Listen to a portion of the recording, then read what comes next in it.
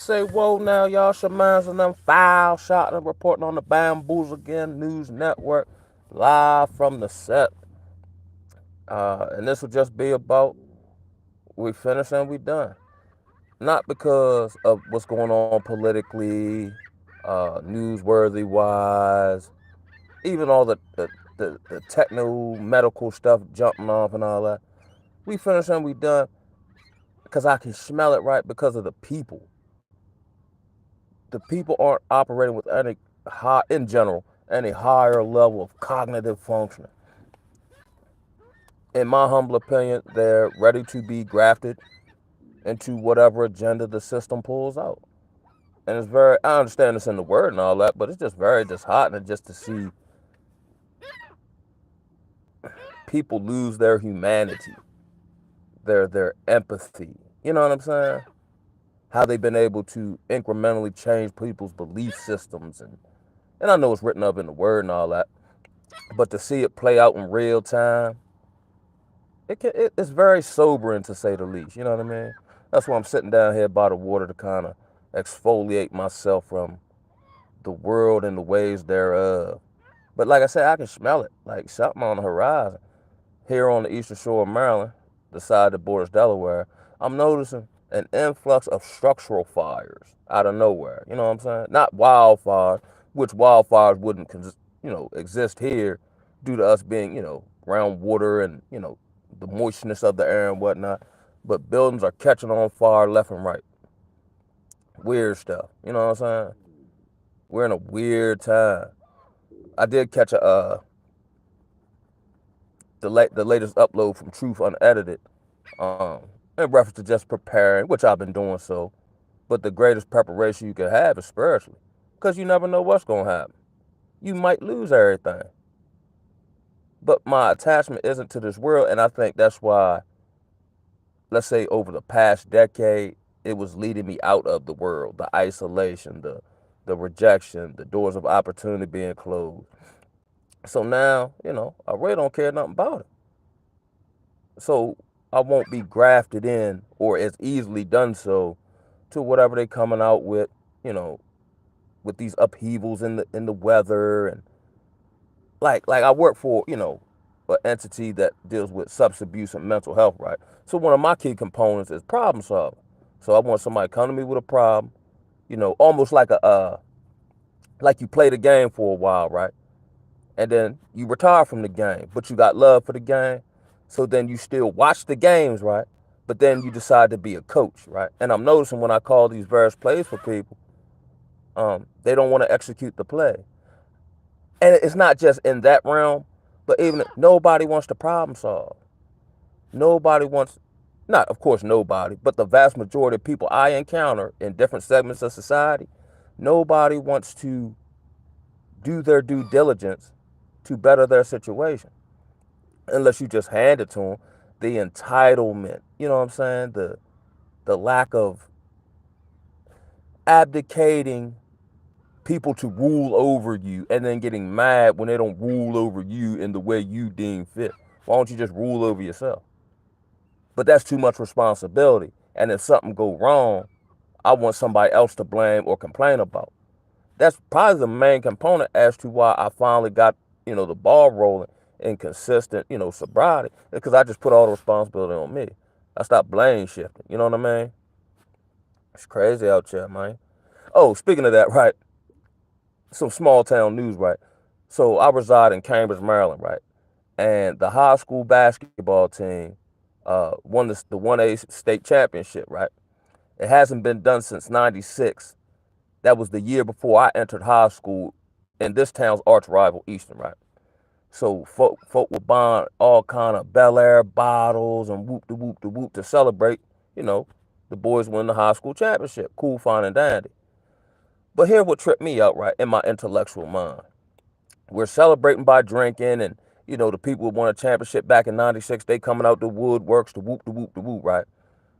But as far as this particular county, we're last in the state and everything good. And outside of Baltimore, first in the state and everything bad, right? So we're celebrating the public high school's basketball championship. But none of the brothers got together and say, yo, how can we help these kids? Academically, scholastically, vocationally. They just got drunk and talk about yesteryear. You know what I mean? It's insane, man. Like, and these people have various, we're around about the same age, so they got various influence and so on and so forth. But again, nobody is taking upon themselves to have any real impact in the community. And if you pose tangible solutions or suggestions to said folks, they just act like their ears don't work, yeah. But then they'll complain about, the situations or the circumstances in the neighborhood. But the people in the neighborhood don't want the problem solved if it requires them doing anything to help facilitate a solution. You know what I mean? Hey, Miss Pearl, what's going on with you? Mr. T, what it do, baby? You know what I mean? I really ain't had nothing to talk about. It just, I'm ready for this place to be over with, be totally honest with you. You know what I'm saying? I'm saying like, here's another thing I peeped, right? Through the gauge of social media, understand me? Optically attractive people are unattractive to me spiritually. So I'm coming to this greater epiphany that, outside of, close family members, my child, and however the Most High do it, you in this by yourself, which is again another sobering, realization. Understand that all skin folk ain't kinfolk, and it's almost like, again, I'm gauging this through social media, and I think they be propelling these people in the algorithm to preach a certain doctrine, if that's what you want to call it. But the rhetoric I'm hearing is tomfoolery at the very least. I seen the Yada Awakening man who proudly says, you can't be a true man unless you submit to a woman and pay all her bills and let her tell you what to do. And then you'll hop on the next podcast where Jezebel women say they don't want that.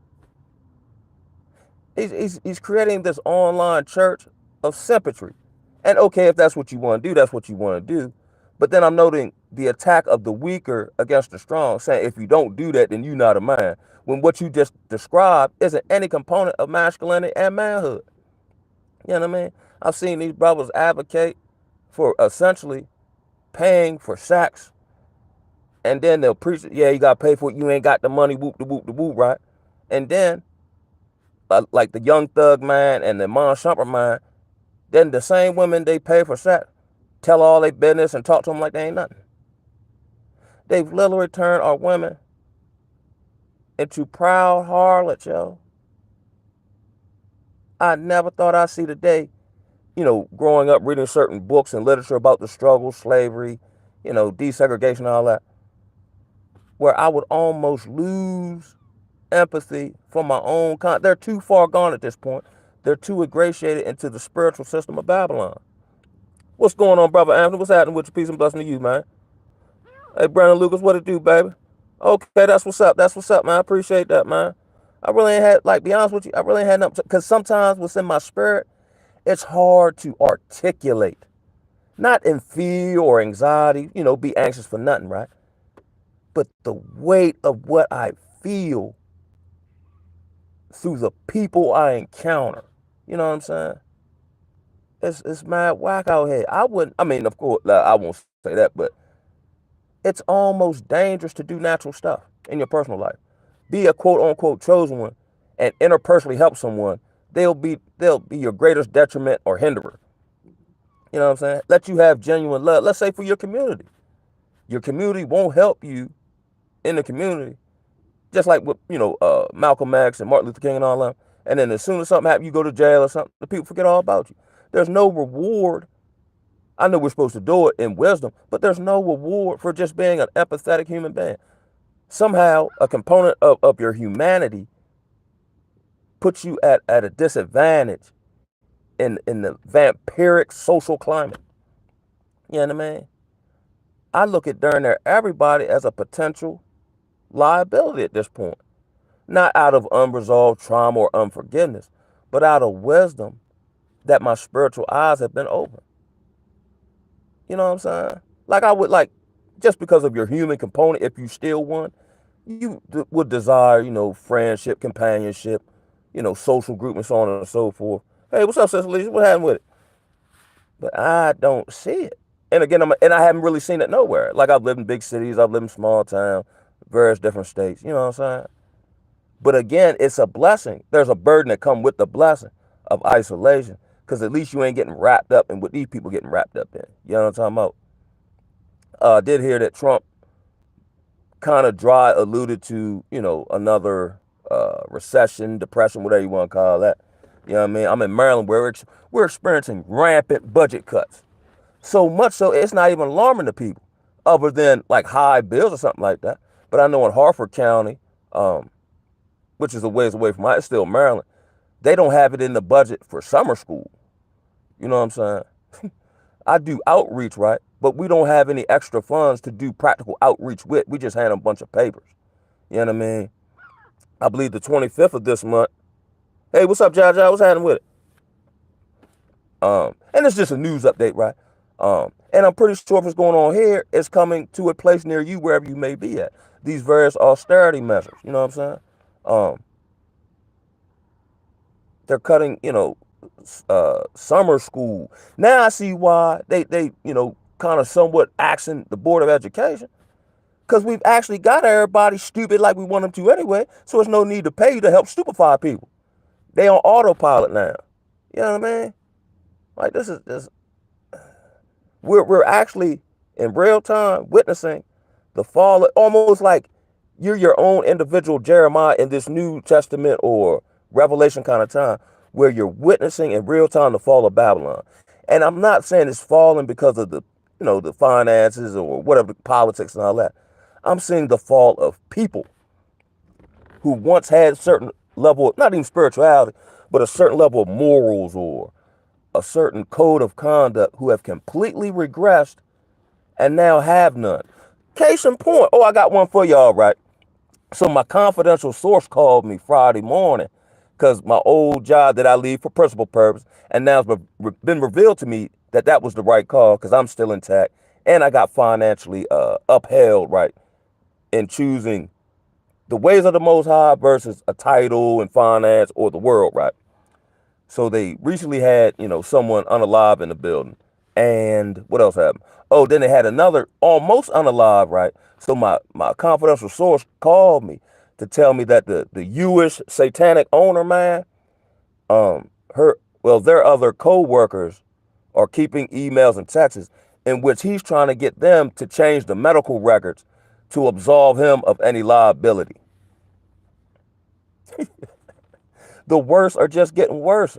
But again, because of budget cuts in Maryland, ain't no, oversight agency got the time or the finance to go investigate the man. Because we all in austerity measure, whatever. It's just crazy. And I know we're not supposed to envy the wicked as they prosper. But at what point do I see these people drop, yo? Not like personally, but what they've built up on a faulty foundation crumble on top of them. The same way Samson pushed the pillars down on the Philistines. That's got to be coming at some point here. And I can't wait. I'm tired of looking at the wicked. I'm tired of hearing about wickedness. Like that one sister talk about God-fearing men and straight men are red flags. That's an oxymoron statement in and of itself.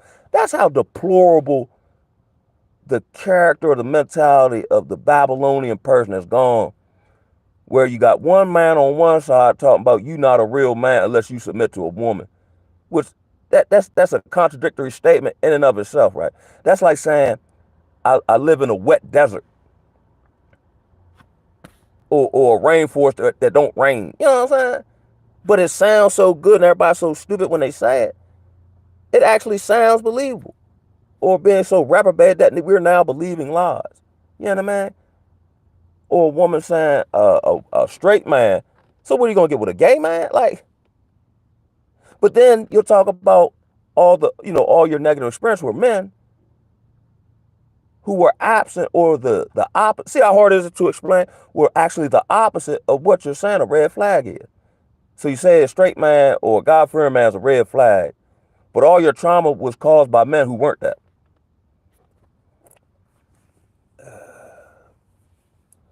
And I get it, social media is not, but what ends up happening in this day and time, perception becomes reality. So people will say that they'll push it through the algorithm, and the next thing you know, the person you work beside saying the same thing.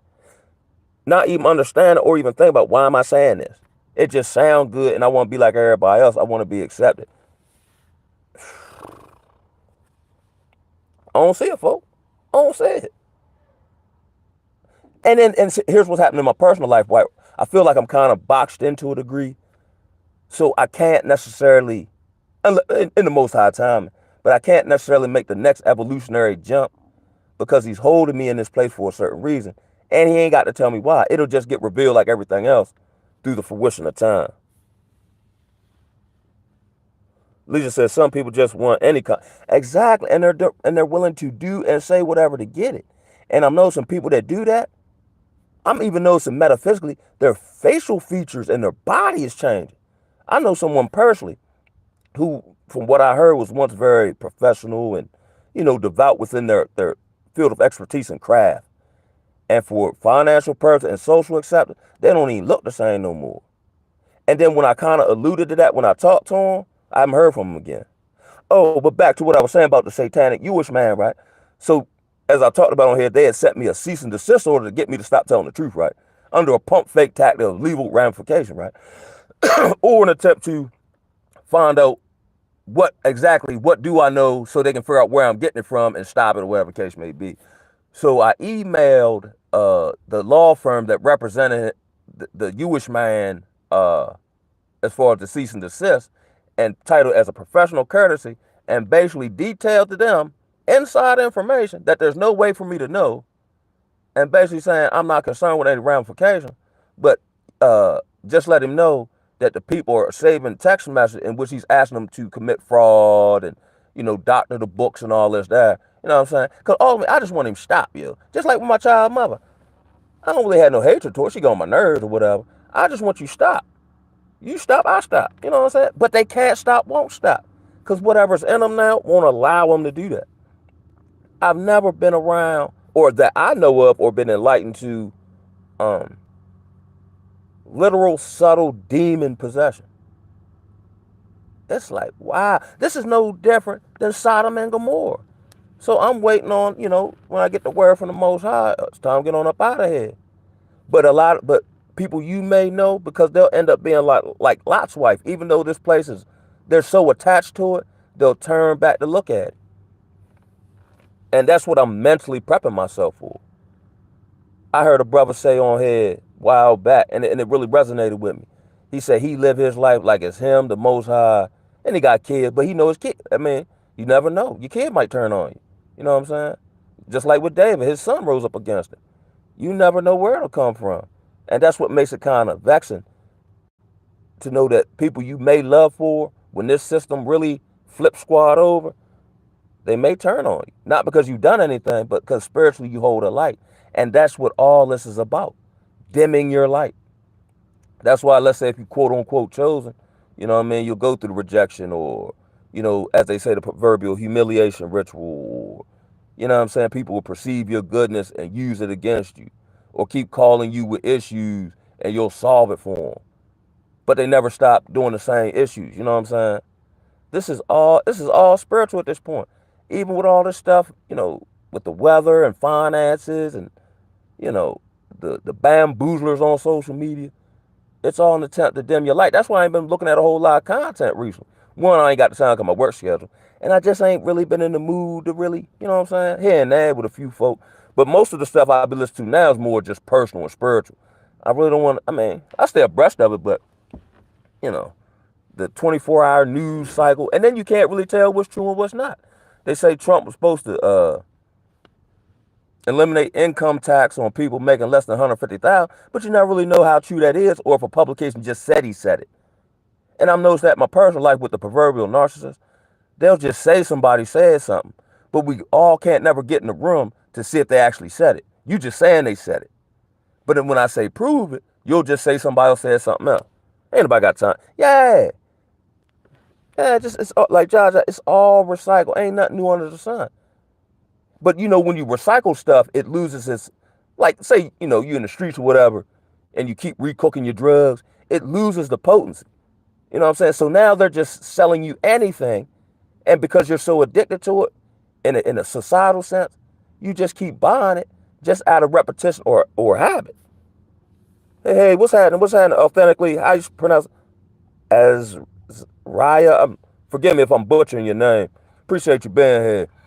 Again, I really didn't have nothing to talk about. This is more like a therapy session for me, and y'all, you know, are here with me. You know what I'm saying? So if you're in the comment section, if you have anything on your mind, because I'm really like clearing my mind of the world. But it's hard because we're in the world but not of it. You know what I'm saying? But you have to deal with people on your job, your home, bills. It's kind of not hard, but I'm ever mindful to keep the tax. Like I got certain little financial stuff going on, and really don't care nothing about it, other than in responsibility. But I'm not worrying myself with the concerns of this life, as the words say. I'm attempting to heap my treasures in heaven, where the moth don't, eat. I'm paraphrasing, right? And the cankerworm don't rust, or something to that effect, right?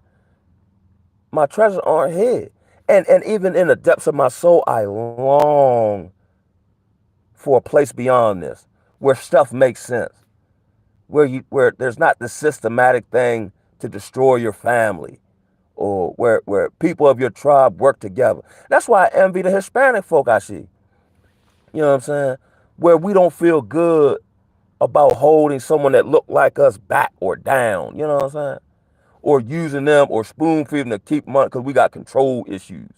I've never been, with the various issues I've had throughout life, I've never been that brother. Like if my man get his sheet, I'm like, yo, that's what's up, cuz. Man, bring it in, baby. You know what I mean? That's going, I'm charged up a little. Yeah, I see you know what I mean? Not that, not now. It's like, you know, almost your friends are the new enemies now, quote unquote, or the people you grew up with since the sandbox. You know what I mean? It's very, dare I say, heartbreaking to realize this is the reality that we're in, playing out right before our very eyes. And people that, because we're probably still empathetic, people that we got love for or had these various experiences with, um, are no longer who we thought they were or who they used to be. And it's very, very, for me, it's very sobering. You know what I mean? You can't even really, like I used to see content.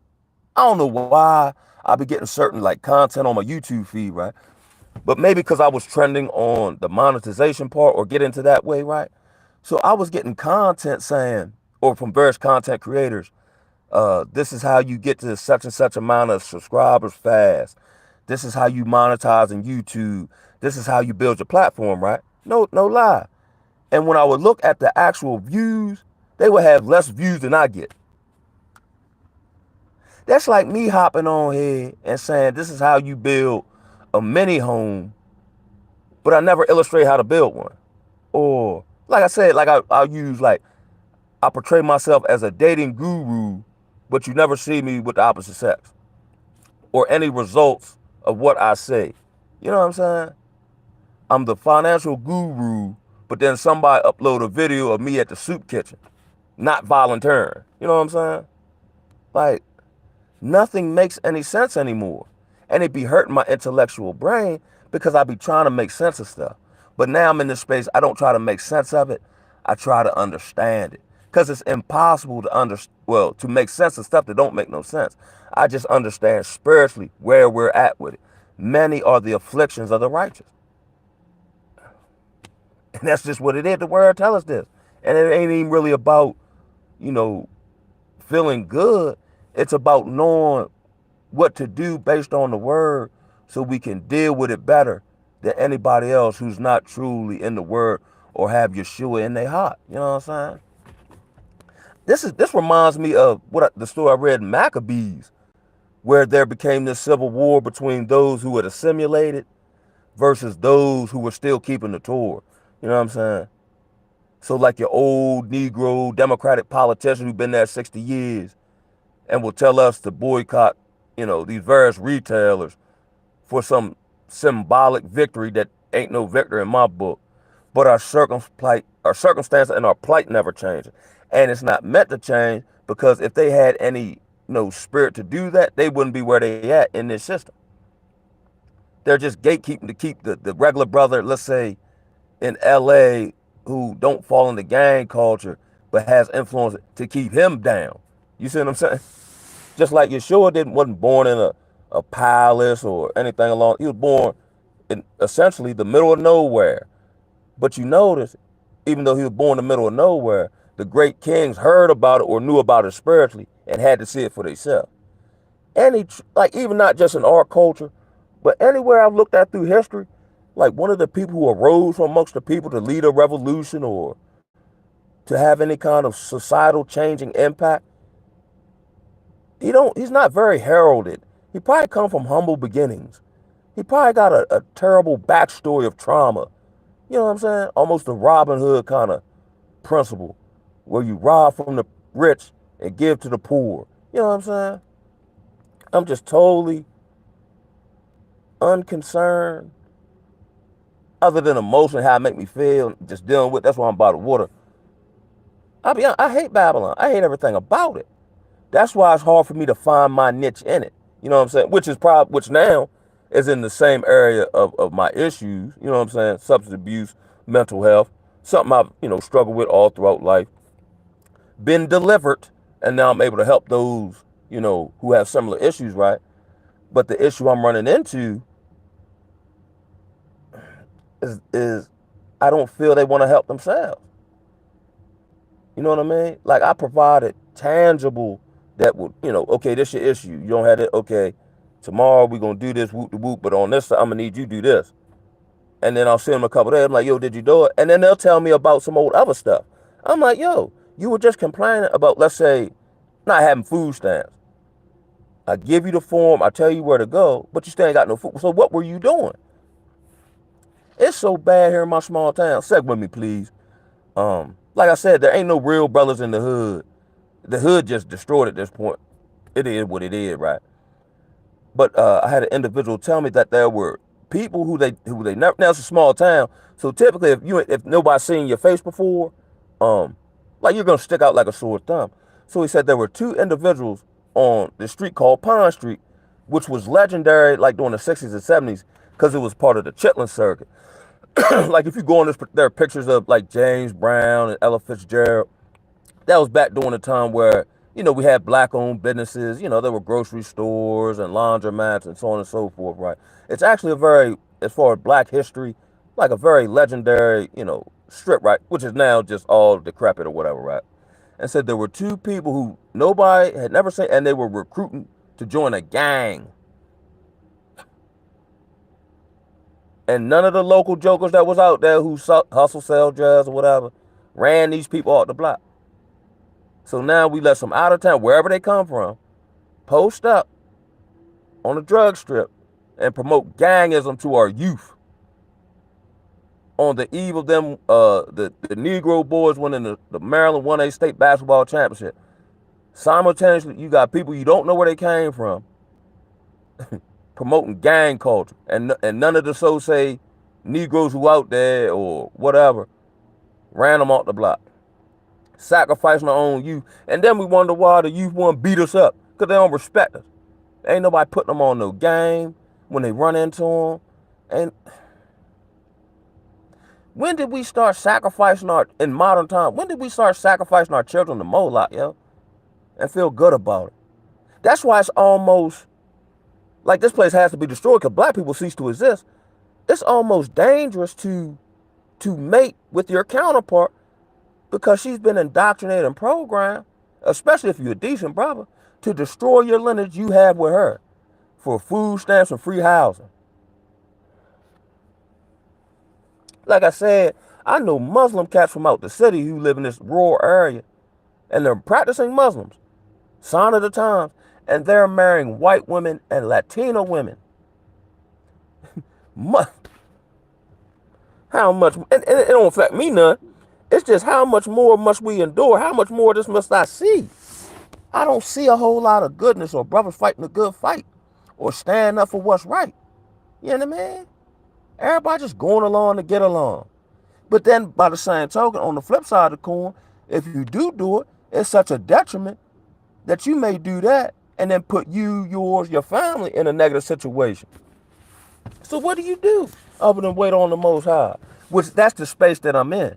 That's what I feel spiritually. Like I want to to make sure, I'm pushing and making the most of my time and so on and so forth, educate myself, right?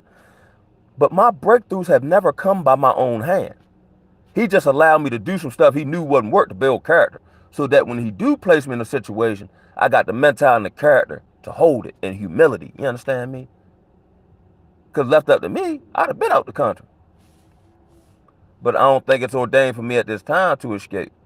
Just like it wasn't like the people in Egypt when they was in captivity in Egypt. They couldn't get out by their own hand. And then the story I read, I believe it was the tribe of Levi did something or went to war with some other people, maybe to get into the good grace of the Egyptians, and maybe they might free them. It might have been the Egyptians' enemy. And it said God punished them. I read the story in the story of Joseph in the Apocrypha, where Joseph did something in an attempt to get out of jail prematurely, outside of God's time or however he was setting that up. And it said God punished him by leaving him in jail another 2 to 3 years. I can't remember. I think it was 2 years. And it's not like he ain't been done sustainment. Okay, I got some flash situation because I haven't worked consistently in 2 years. After I worked previously for about close to a year, and previous to that, I hadn't worked consistently in a decade. I know that sounds insane, don't it? But I haven't missed a bill though. So I stopped worrying about it, other than to make sure I've done my part. I do my part, he do the rest. So that way, like when Paul said, if I boast in anything, I'll boast in my afflictions. I can't really boast. Like who I am now wasn't because I learned it on YouTube. It might have confirmed something I was already leaning towards. But this was all, there was an old gospel song saying the potter wants to put you back together again. The only thing I really did, to the best of my knowledge at that time with the information, was submit. Which at that time meant, no matter what happened, I just ain't gonna drink or smoke no weed or get with a bone queef to deal with it. And he literally walked me through all these uncertain situations. That's why when certain stuff pop up now, I typically handle it better than most, because I'm used to being in uncertain situations that were way worse than what I'm dealing with now. And I'm a much better quality human being. He saved me from stuff and I was dead wrong. It seemed like he had more grace and mercy when I was dead wrong. And then when I legitimately, tried to live right, quote unquote, he ran me through the gauntlet. The rejection, the isolation, the, mysterious stuff happening. I'm in a position I can't get out of for people who authority over me to kind of do me any kind of way, and how that felt. That's why I don't like people in authority over me now. Like I got a supervisor and chain of command at work, but I still retain my own autonomy and let something go on that violate my principle. I'm gonna say something to them, and if they give me the company line, I'm gone again. Because I refuse to lose me at this point. I can lose everything in this world, but what I refuse to lose is my soul. Because that's what's so crazy in the inversion of the spiritual realm. The adversary will have you believe that your soul, which he's fighting for, that's what he went down to hell with him, don't mean as much, and then will give you illusionary stuff for you to sell your soul to him. You know what I mean? But your soul is all you got in this world. That's all you're going to leave out of here with. But like, especially here in Babylon, that's why everybody's selling out and doing this. Because they get you to sell your soul. So why you want this? If it don't have no value, why you want it so bad? And then it's not even, like Kanye said, it's not even worth it. I mean, initially you get the, okay, social status, finance, whatever. Then you come to realize the money ain't real. The social status ain't real. And the people who have elevated you are wicked as I don't know what. Then they probably want your cheeks and all that. You can't pass the money on. I heard somebody say, I can't name one actor, especially black rap artists, right? R&B folk, whoever, who's a second generation millionaire. Somehow they die and the courts take the money, or they get to beefing about that, or rap scene, they go to jail, or they exhaust their finance through legal fees. They give you money that you never even own. But that which is yours, you'll never get back. And in order to get it back, you got to cast all that off and live destitute in a financially driven society. You know what I mean? It's real in the battlefield.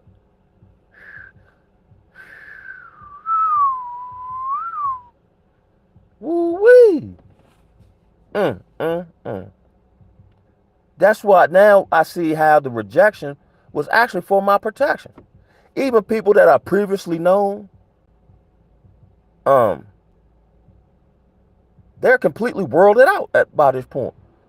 You know what I mean? Promote, and that's good. Like whatever you do to make money, no diggity, no doubt. You feel me? But to where you attach this as, oh, I'm valuable because I work here, or I'm this great human being because these people accept me. No, that's not the way I say it, especially not now. The world loves its own. If the world hate you, it's because it hated Yeshua and all the prophets before you. It's not even you they rejected. It's the spirit of Yeshua that's in you that they rejected. They might not even realize. You ever had people just hate you and you can't figure out why and you ain't did nothing to them? They can't. And if you ask them, they can't even come up with an answer. Like that, what was that movie? It just came out. Not Spawn, Venom, where that symbiote got into him and was influencing his thoughts. It's the same principle. Whatever they've done or haven't repented of or humbled themselves about, that thing, that symbiote in their spirit has now grown to where they're acting contrary to, they're not even in control of themselves anymore. And you don't want to be around nobody who can't control themselves. And that's the vast majority of people I see. I was talking to a former co-worker of mine, right? Now, mind, she don't know all the information, so I feel like messing with him, right? So I tell the co-worker, I said, what'd I say? Oh, did you free yourself yet? Like, did you leave the institute? She said, no, not yet or whatever. So I said, oh, why not? I heard, all your other co-workers left. She was like, no, they didn't. How you know that? I was like, because the people you work with sent me the email saying they left. Then they was like, Now, mind you, I've been proven right, though. So she's like, you really have a hard off for this place. I said, nah, I just got a hard off on standing for what's right. Unlike most people I see. Evil can only prevail at the very least when you don't say nothing. Now they don't want a man say nothing. And then they'll call you sassy if you don't speak up for yourself. See the contradictory action of that statement? You're not a man if you speak up. It be hurting my brain, That's why I'm kind of like detoxing from like social media and stuff. Because it be making me mad. You know what I'm saying? You hear these sisters with these BBLs or whatever talking about what a man need to do to marry them when they're not marriage material. It's amazing how they set up this social construct to weaponize your own kind against you. They have a vested interest in sacrificing you to the system and feel good about it. You know what I'm saying? Or you see these various podcasts of sisters where as though they'll talk about like all the dudes they finessed and this, that, and the third. You got 50-year-old trending on 60-year-old sisters talking about all the dudes they finessed. And that's your crowning achievement in life, not your family or the legacy you're leaving, none of that. I never forget I seen the sister that played Jody mom on Baby Boy. She was on she got interviewed. Now mind you, she's a decorated actor and so on and so forth. She didn't talk about none of her acting achievements. She talked about the fact she went to France, I believe, and got tag teamed. And she was like, that was the greatest experience of my life, Getting tag teamed by two random French dudes. Not your hard work you put in the Actors Guild or the impact you had on your family or how you was able to help people. The fact you had two sausages at one time by two dudes you don't know. And then they probably sweet. No, ain't no problem. They is sweet because I don't know no straight man who gonna have sex with a woman and another dude at the same time, But these are dudes they want. How does well, I don't know if they straight or not. They probably, whatever, right? But how does a straight woman actually desire a dude who will have homosexual tendencies, yo? I heard my man Mr. Jab say, the free-thinking straight black man has no allies other than other people, other straight free-thinking black man. Everything else is your enemy at this point. God damn. The people you go to save you are the same ones you're attempting to destroy. And then as soon, let's say you save them or you rectify a situation, then they back talking stuff and say, we don't need you no more. Thanks. Until they need you again. But then we treat the fake gangster people or the bamboozlers, the yada, like these are the most hellified niggas who are going to push us forward. But we don't want to get pushed forward. We want to be comfortable in our current situation. Again, I got to go back to Egypt. No different than we pray to get out of Egypt. And I've done this to a degree in my personal life. We pray to get out of Egypt, right? And then whatever the Most High is taking us through is so uncomfortable. Not that it's uncomfortable. It's just uncomfortable based on the comfortability we used to have, that we'll forget about the harsh treatment and just remember the swine that we used to eat in Egypt, even though he's miraculously feeding us. That's no different than me. Like I might feel some type of way about, whatever going on in my personal life, but then do that so much, I totally forget I done seen him proverbially give me water to quench my thirst out of a rock where should no water come out of. Or how he's divinely fed me out the sky. Like I said in previous videos, my math is mathing, even though when I do the math, it shouldn't be mathing. If that's not supernatural, I don't know what is. And I've been in that space. You know what I'm talking about? Or all this pursuit. And I'm all for striving and bettering yourself and hitting goals. Most that, no diggity, no doubt, right? You feel me? But to do all that, right, to do what? What's the end goal be all? Because you still got to put your money in one of these banks for the most part, or at least as far as to pay your bills. I keep a certain amount of paper currency, in a safe or whatever, you know what I mean? Just in case of emergency.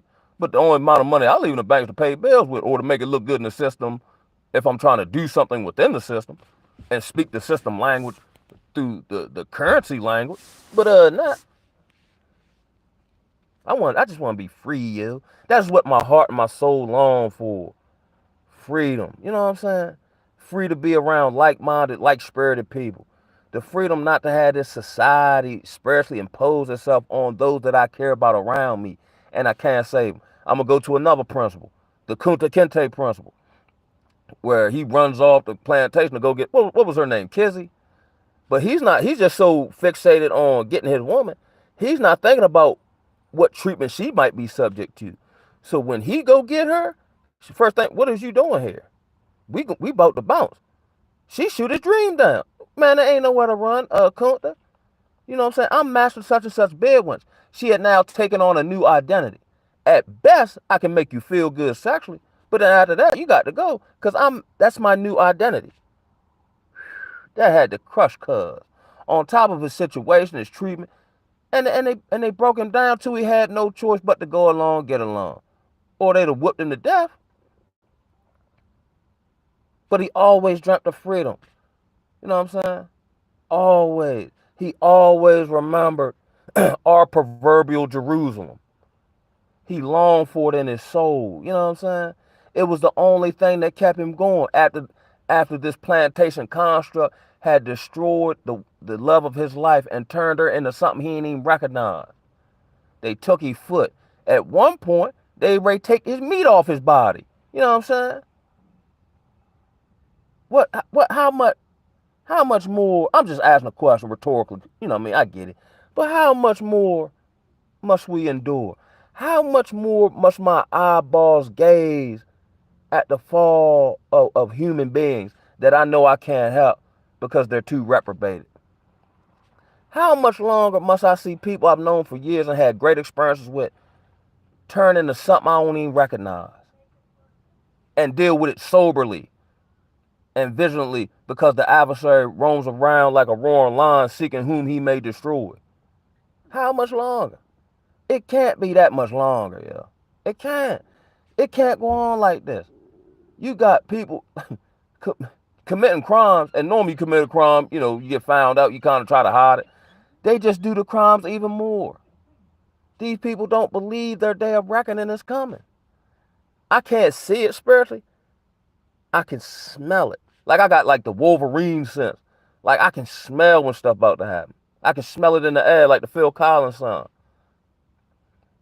So I'm mentally preparing myself to in relative isolation and not get grafted in or run to people aid and try to save them because they don't want to be saved.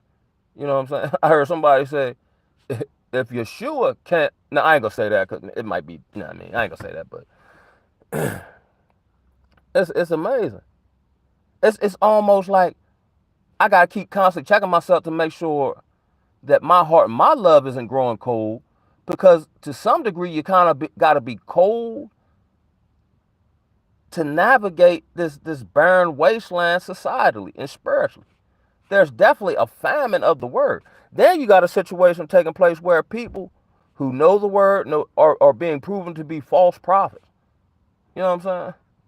Like these various Hebrew Israelite camps that are operating they themselves under a plantation hierarchical construct. You know what I'm saying? They're just heaping people into themselves for power and ego purposes, so they can live out whatever egotistical and sexual desires that are truly in their heart. You know what I mean? But the people who actually got a heart for it can't get no steam going. You know what I mean? But I don't think it's meant at this time. I think he just bring us together. How we do that supernaturally. From what I've read, when he do this one, we'll forget about the parting of the Red Sea and the plagues in Egypt, because it'll be so super spectacular.